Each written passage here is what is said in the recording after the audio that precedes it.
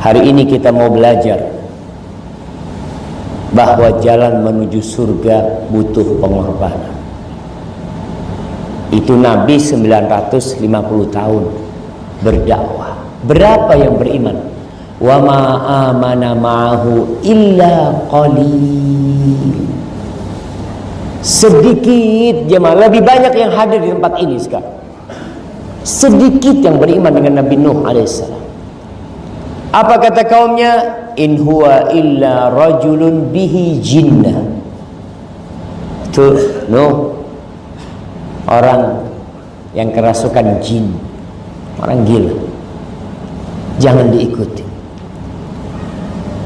Nabi Hud alaihissalam ketika mengajak kaumnya, apa jawaban kaumnya? Apa tuduhan yang diberikan kepada Nabi Hud alaihissalam? Inna qulu illa taraka ba'du alihatina bisu. Nuh, kau Hud, kau itu kualat sama Tuhan-Tuhan kita. Akhirnya agak kurang waras.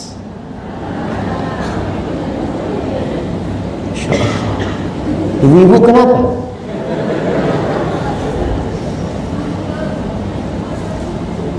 Nah, insyaallah. Itu tuduhan-tuduhan seperti itu disematkan.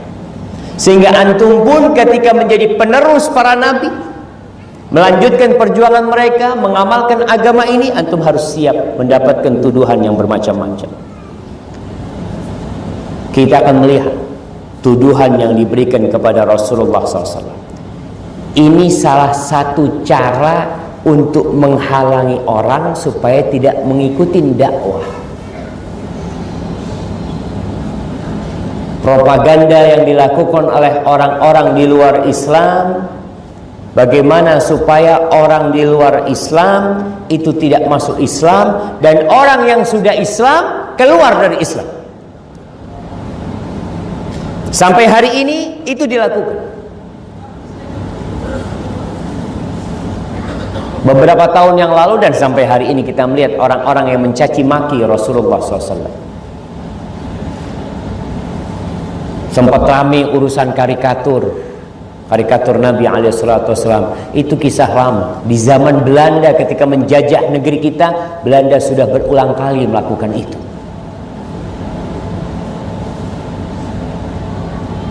Belanda tahu apabila negeri ini mayoritasnya Muslim, akan terusir Belanda dari negeri ini. Maka Belanda berusaha untuk mengirim misionaris menjadi kaki tangan Belanda di negeri ini. Ya,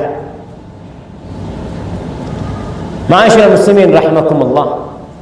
Karena secara naluri manusia itu memiliki rasa kekhawatiran. Ketika ana dekat sama beliau atau beliau dekat sama ana, tahu-tahu ada yang ngasih tahu, Ustaz, kau tahu tuh yang jalan sama kau? Iya, kenapa? Tuh orang gila.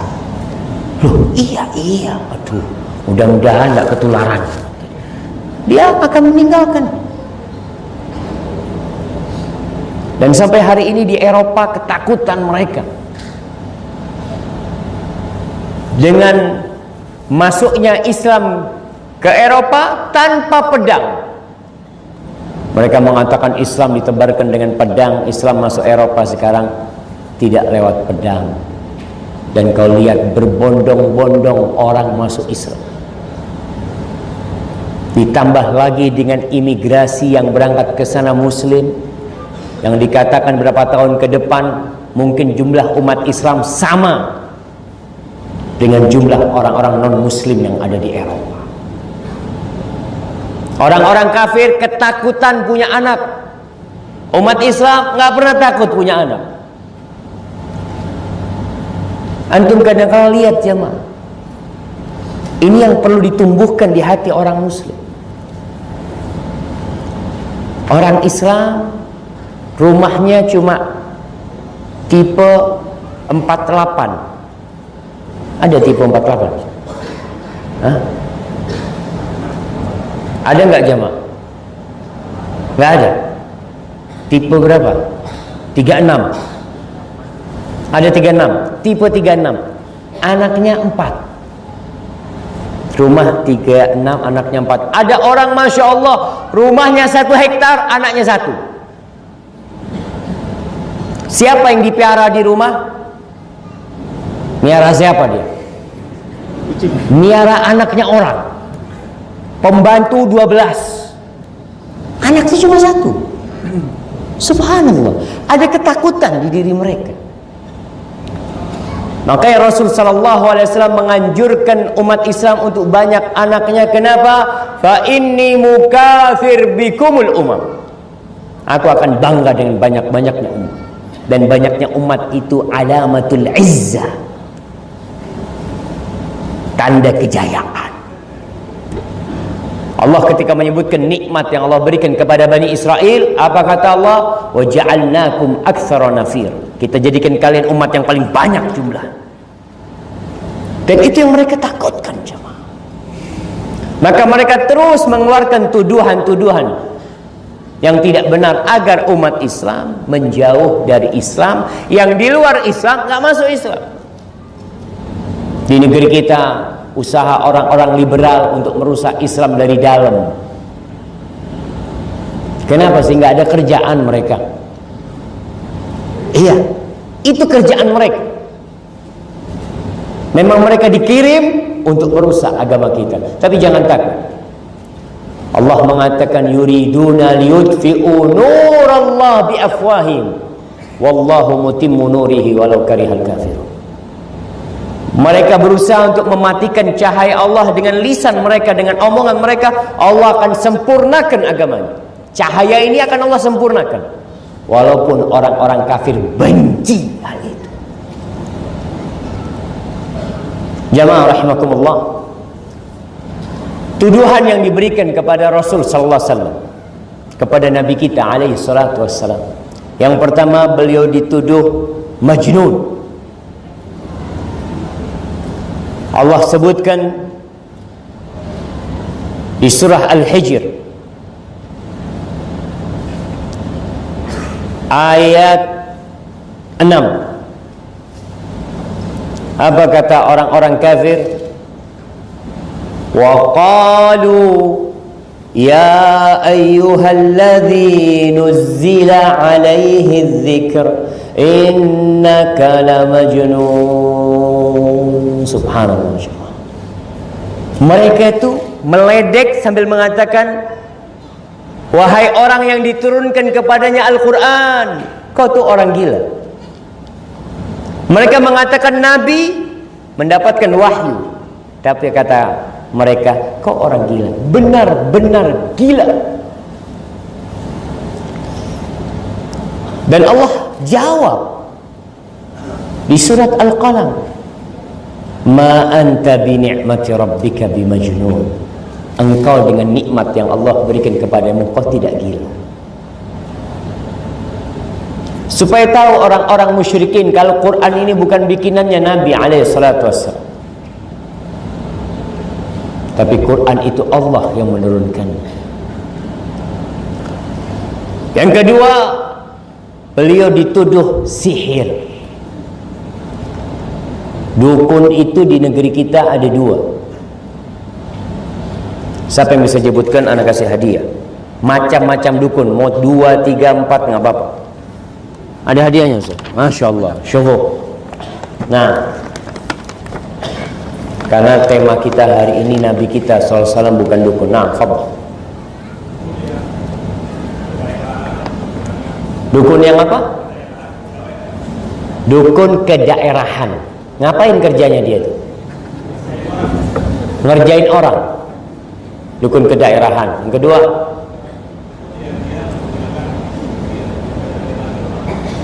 dukun kekinian. Jadi dukun apa? Kedaerahan, dukun kekinian yang menggunakan embel-embel agama. Yang ketiga, belum ketemu, dukun beranak. Kasih hadiahnya, nggak apa.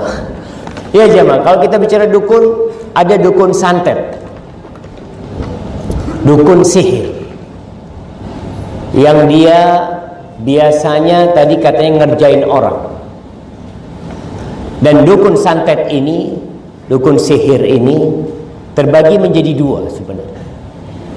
Ada yang menggunakan mantra-mantra untuk menghadirkan kekuatan jin jahat. Dia mengabdi kepada jin. Maka model yang kayak gini itu adalah kesyirikan, syirik. Yang kedua, ada yang menggunakan ramuan-ramuan. Kadangkala istri bisa jadi dukun buat suaminya. Nah, jemaah, ini bicara ramuan ya, ramuan setan juga. Kadangkala mereka, naudzubillah, darah haidnya dicampur sama kopi suaminya. Akhirnya suaminya itu kayak apa jemaah? Kayak sapi ditongar jemaah. Tuh, sapi ditarik kemana aja. Itu termasuk sihir. Yang seperti ini adalah kefasikan. Jadi yang menggunakan bantuan setan dan iblis itu menjadi sihir yang mengeluarkan pelakunya dari Islam. Kalau yang model kedua itu menyebabkan dia jadi orang fasik dan mungkin sampai kepada kekufuran nanti. Kalau modelnya tadi ya ada yang modelnya dukun itu menakutkan wajahnya sama udeng, biasanya rambutnya panjang tidak dipotong, jenggotnya panjang, kemudian komat kamit kerjanya sambil bakar bakar menyan. Dan jemaah umroh kalau berangkat ke Mekah itu bingung melihat di daerah Masjidil Haram, Masjid Nabawi banyak orang jual menyan. Dia ngomong, Ustaz, banyak dukun di sini, Ustaz. Itu menyan sebagai pewangi sebenarnya. Kemudian dijadikan sarana media untuk menghadirkan kekuatan jin. Na'udzubillah min dzalik. Tadi ada dukun yang seperti itu. Dukun yang model kayak gini sudah mulai berkurang. Dukun yang kekinian mulai banyak. Kekinian ada dua macam. Ada yang modelnya orangnya keren, pakai dasi, pakai apa, tapi dukun tetap jalan. Yang kedua tadi, yang separuh ustaz, separuh ustaz. Gimana bilang separuh ustaz? Iya, karena yang digunakan sudah bahasa-bahasanya bahasa-bahasa syar'i. Bahasanya tidak mengatakan tumbal, nggak ada. Itu yang bilang tumbal, dukun kejawen itu. Bahasanya apa? Mahar. Maharnya sekian. Masya Allah. Kalau pakai mahar berarti syar'i ini kan. Mahar kan kalimat yang sesuai dengan syariat. Mereka mengatakan kita tidak mengambil biaya, tapi infaknya terserah. Sudah, Masya Allah. Tidak ambil biaya tapi infak. Oh, infak berarti fisabilillah kalau infak ini. Itu banyak gitu. Mantra-mantra yang dibacakan nampak ada ayat-ayat Quran. A'udzubillahi minasyaitonirrajim. Bismillahirrahmanirrahim. Jadi cuma bismillahnya doang yang jelas dari tadi. Setelah itu Allahu a'lam apa yang dia baca. Ada seorang dukun subhanallah yang kalau ke masjid kira-kira asar nggak turun dia jemaah kecuali isya. Salat di masjid. Orang kampung itu mengatakan Masya Allah ini orang soleh, ini waliullah. Kalau ada orang sakit apa dikasih obat sama dia sembuh. Hadza waliullah. Ternyata ketahuan. Itu dia nulis dikasih Al-Fatihah atau apa. Ternyata dia nulis Al-Fatihah dengan kakinya. Dengan kakinya dia bisa nulis. Bayangkan. Ini dukun yang sudah membuat orang bingung kadang-kadang. Orang tokonya sepi, kemana? Ke masjid. Bagus kalau ke masjid. Dia tidak ke masjid, berangkat ke dukun-dukun yang seperti itu. Ahibati fillah, Rasulullah sallallahu alaihi wasallam dituduh penyihir. Kenapa?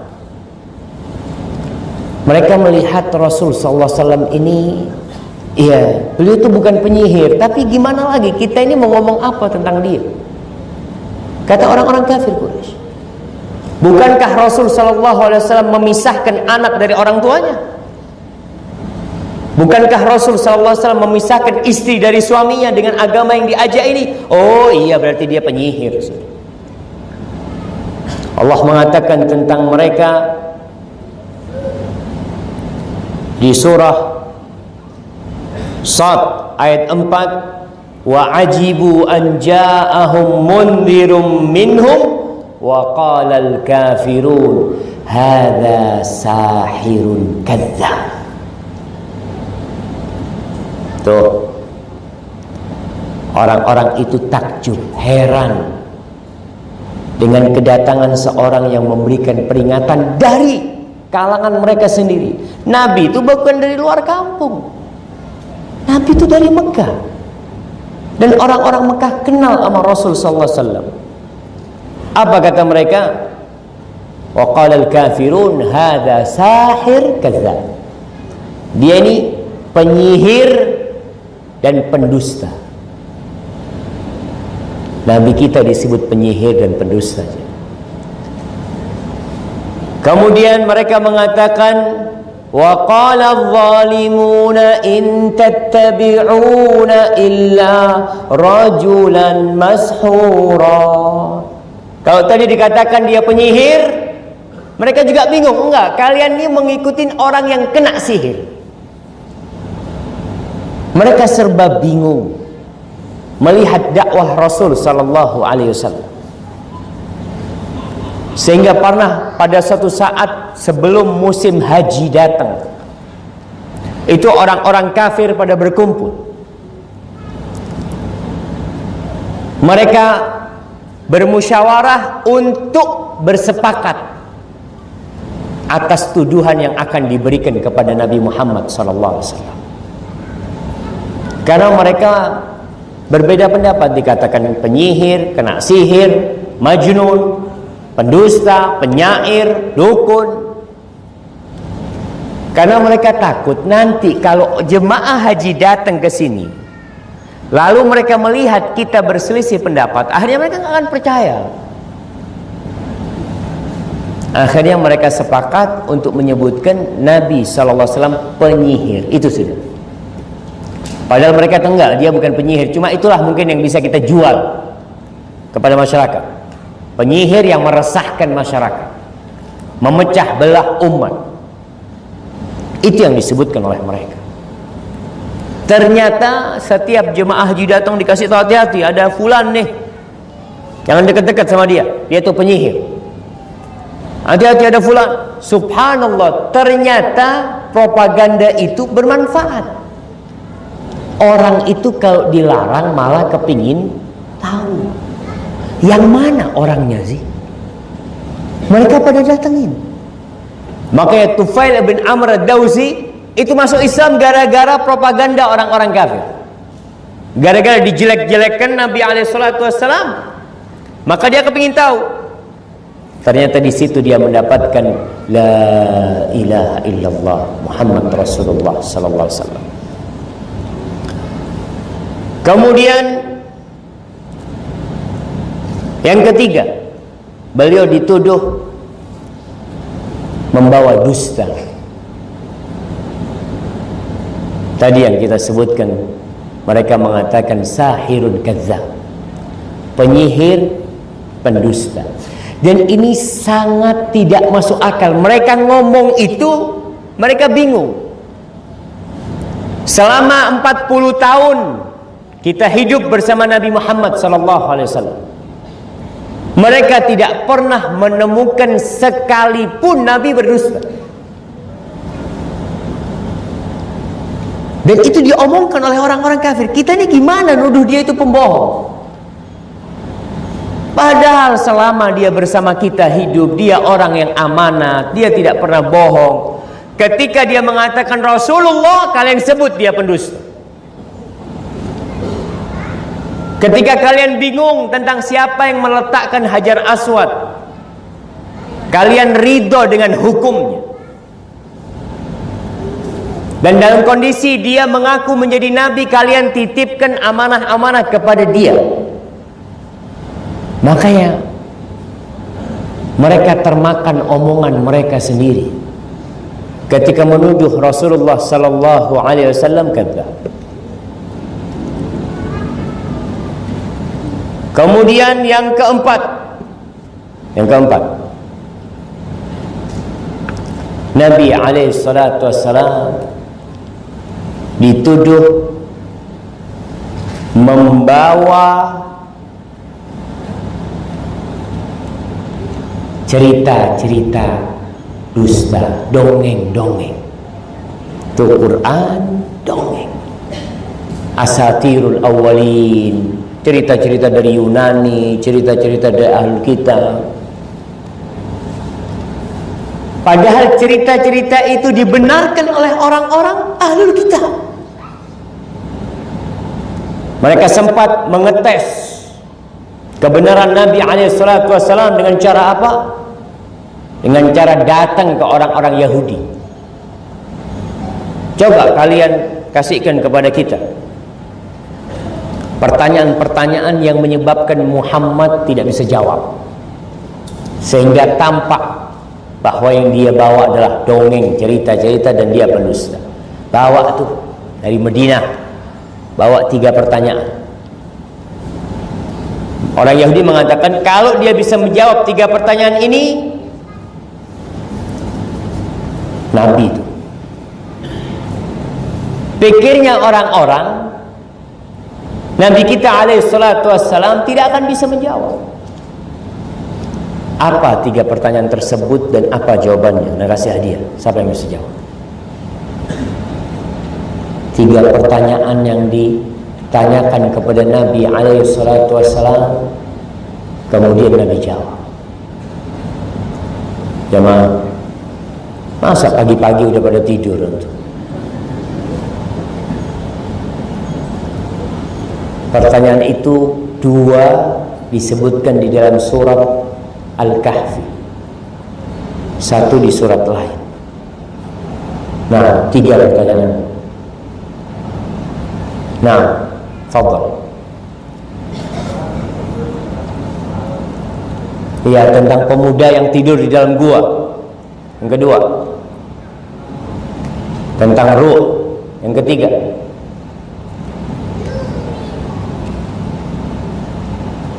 gimana sih? Kasih hadiah. 2 cuma dia jawab. Siapa yang mau bantuin dia? Hadiahnya buat dia.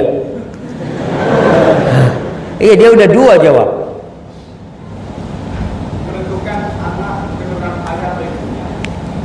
Menentukan anak itu bukan di Quran, itu di hadis tuh ceritanya tuh.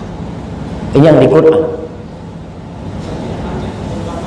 Dzulqarnain, hadiahnya buat dia ya. Nah, masya Allah, antum dapat hadiah tuh. Nanti kasih dia sebagian hadiahnya. Nah, tentang Dzulqarnain, ternyata semuanya dijawab ketika bertanya tentang ruh. Wa yas'alunaka 'anir ruh. Jawabannya apa? Qulir ruh min amri rabbi wa ma utitum minal ilmi illa qalila. Jadi setiap mereka berusaha untuk mengkorek-korek kesalahan Nabi alaihi salatu wassalam, ternyata yang didapat adalah kebenaran. Semakin yakin mereka, ternyata benar Nabi ini. Bisa jawab Nabi alaihi salatu wassalam. Kemudian Nabi dituduh kahin. Kahin itu paranormal, yang tahu dengan cerita-cerita masa akan datang, dan banyak di negeri kita orang-orang yang menjadi kahin, dan kita masih percaya datang ke orang yang bisa mengetahui masa depan seseorang. Dilihat tangannya, coba lihat tangan antum Ustaz. Antum bakal mati. Betul kan jemaah? Iya, antum bakal mati insyaallah. Memang betul semua bakal mati. Kadang-kala kita dibohongin dan orang itu kepingin tahu dengan sesuatu yang gaib. Rasulullah SAW menceritakan tentang masa yang akan datang. Akan ada surga, akan ada neraka, akan ada sirat di atas neraka jahanam, akan ada kautsar, akan ada timbangan. Apa kata orang kafir? Ini paranormal Muhammad nih sallallahu alaihi wasallam. Tidak. Wa ma huwa biqauli kahin. Itu bukan ucapan paranormal. Bukan ucapan penyair lah. Itu adalah wahyu dari Allah Jalla Jalla. Para jemaah rahimakumullah, setelah mereka memberikan tuduhan-tuduhan yang orang-orang beriman dituduh tersesat, aliran sesat, golongan manusia-manusia yang nyeleneh, kata mereka. Mereka mengatakan wa idza ra'auhum qalu, Allah ceritakan di akhir surat Al-Mutaffifin, wa idza ra'auhum qalu inna haula'i ladallun. Mereka adalah orang-orang yang tersesat. Dari sinilah muncul celaan dan cacian kepada orang-orang yang beriman, dicaci maki. Di antara cacian yang dilakukan oleh mereka, Rasul sallallahu alaihi wasallam dan para orang-orang yang beriman dikatakan, ngapain mereka nungging-nungging, naruh jidatnya di tanah. Kalau lagi ibadah mereka saling tertawa, ketawa-ketawa, ya Allah nih. Dan sekarang pun orang-orang yang menjalankan syariat Allah dan syariat Nabi SAW itu dicaci maki dan diledekin sama mereka. Kalau melihat orang celananya cingkrang atau sarungnya setengah betis, apa yang dikatakan? Banjir mas. Iya banjir. Banjir apa? Banjir dosa. Masya Allah. Ketika melihat orang yang Masya Allah berangkat ke masjid, setiap azan berangkat ke masjid dicurigai. Curigain apa? Radikal, teroris kayaknya. Dan itu yang kita lihat jemaah. Apapun yang dilakukan oleh umat Islam, selama itu adalah syariat Allah, kau jalan terus. Allah Jalla Jalaluh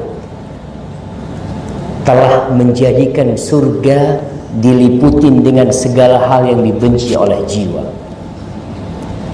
Yang pakai jilbab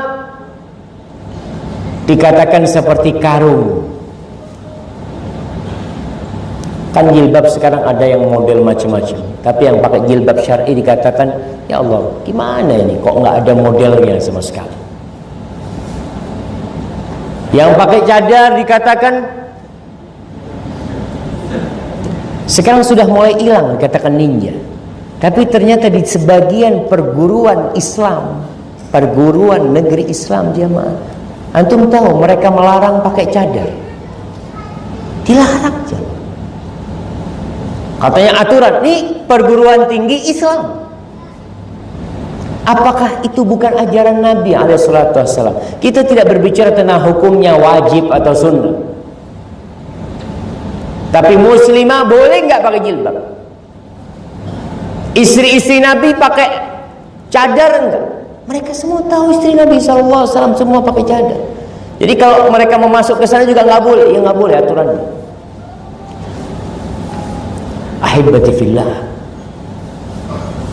Oleh karena itu Luqman ketika berpesan kepada anaknya, dia mengatakan, ya bunayya aqimis salat.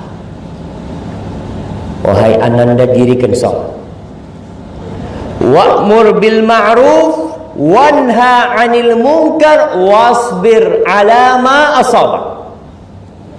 Inna dzalika min azmil umur. Ananda kau dirikan salat. Wa'mur bil ma'ruf. Perintahkan kepada kebaikan.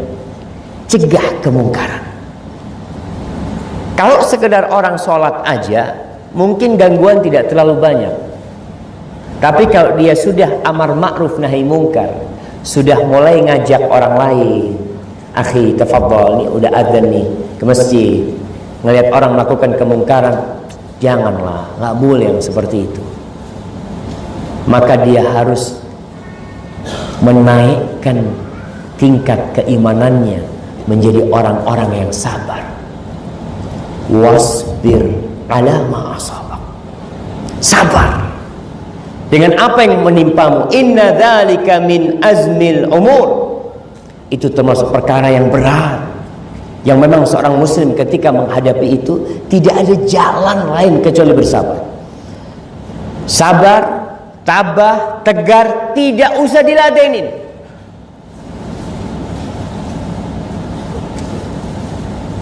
Dan itu yang Allah perintahkan kepada para nabi sebelum Nabi kita Muhammad sallallahu alaihi wasallam dan kepada Rasulullah sallallahu alaihi wasallam. Allah mengatakan kepada nabinya, fasbir inna wa'dallahi haq. Sabarlah, janji Allah itu pasti. Fa imma nuriyannaka ba'dal ladzi na'iduhum aw natawaffayannaka fa ilaina yurja'un. Tuh, bisa jadi kita akan menunjukkan kepada mereka janji-janji yang Allah akan berikan kepada mereka, atau kita akan mematikan engkau, mereka akan kembali kepada kita. Artinya urusan orang-orang yang meledek, kadangkala sekarang sebagian muslim yang berjuang untuk LGBT, apa kata mereka? Ini LGBT banyak kok nggak ada sih? Apa namanya? Hujan batu. Mana hujan batu itu? Katanya kalau ada homoseksual macam-macam akan hujan batu. Mana kok nggak ada? Mereka melakukan itu, jemaah. Menantang mereka. Muslim, jemaah. Kalau orang non muslim nggak ada masalah. Ini muslim ini. Maka apa yang harus kita lakukan? Isbir. Allah mengatakan fasbir li hukmi rabbika wa la takun ka sahibil hud idh nada wa huwa makdzub. Sabarlah engkau terhadap keputusan Allah, kau jangan seperti sahibil hud, seperti Nabi Yunus alaihissalam. Karena Nabi Yunus itu karena tidak sabar meninggalkan kaumnya. Dia berdakwah, dilihat kaumnya tidak mau mendengarkan, ditinggalin kaumnya. Dan kita lihat ternyata akhirnya Allah memberikan ujian kepada Nabi Yunus alaihissalam karena meninggalkan kaumnya sebelum Allah memberikan izin kepada beliau. Allah mengatakan kepada nabinya, fasbir sabran jamila. Sabarlah engkau dengan sabar yang cantik. Baik. Pertanyaannya, sabar cantik itu kayak apa? Nah, anak kasih hadiah. Sabar cantik. Antum bisa nggak? Nah, fadl. Sabar cantik itu sabar karena diganggu orang. Iya sih. Tapi model yang cantik kayak apa? Kayak apa tuh sabar yang cantik itu? Seperti abahnya Nabi Yusuf alaihissalam ketika mengatakan fasabrun jamil wallahul musta'anu ala ma tasifun. Sabar yang cantik. Karena ada orang yang sabar tapi sabarnya nggak cantik. Nah, ya belakang tuh.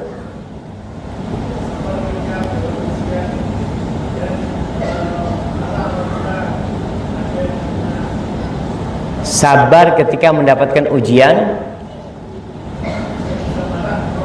dan tidak marah dan bisa marah. dan bisa marah kalau diri dan agamanya. Belum kayaknya sih. Nah ini baru sabar di ujian pertama. Saat kena langsung sabar. Ya bisa jadi sih. Gak apa-apa, kasih hadiah sudah. Jamaah, sabar yang cantik itu sabar yang tidak ada di dalamnya mengeluh. Kita kadang kala, ana sabar tapi curhat sama semua orang. Kau sabar berarti, tapi kau belum cantik sabarnya. Sabar jamil yang tidak ada tasyaki kepada makhluk. Innama ashku bathi wa huzni ilallah. Kita kadang kala kan kalau ada masalah cerita sama semua orang. Iya saya sudah sabar Ustaz. Tapi gimana Ustaz ya supaya lebih sabar lagi? Ya belum cantik sabarnya. Ketika kau sabar yang cantik, tidak ada orang yang tahu. Kita kadang kala kebalikannya. Kalau lagi kena musibah satu kampung tahu. Satu kampung ya. Tapi kalau lagi dapat nikmat, sohibnya nggak tahu. Sohibnya tiap hari jalan sama dia nggak tahu. Kalau dia baru saja dapat kiriman fulus 10 juta umpamanya, dia nggak cerita sama siapa-siapa. Ini nggak fair yang seperti ini. Kalau kau cerita sama manusia tentang musibah yang menimpamu, maka wa amma bi ni'mati rabbika fahaddits. Kau ceritakan nikmat yang Allah berikan kepadamu. Maka kita harus jelas ya ma terhadap apa yang Allah berikan kepada kita, karena nikmat yang Allah berikan lebih banyak. Jadi kembali kepada yang kita bicarakan, Rasul sallallahu alaihi wasallam bukan dukun. Dan seorang muslim pun tahu hukum perdukunan. Bagaimana man ata kahinan au arrafan, yang datang kepada paranormal atau yang disebut orang pintar, lalu dia bertanya, salatnya 40 hari nggak diterima. 40 hari tidak diterima. Haddus sahir darbuhu bisayf. Orang yang melakukan sahir dipotong kepalanya. Dan Nabi kita tidak melakukan itu. Tapi celaan itu tetap dilakukan oleh mereka. Dan pengikut-pengikut para nabi akan mendapatkan celaan tersebut. Ahibati fillah, ana tidak akan panjang lebar.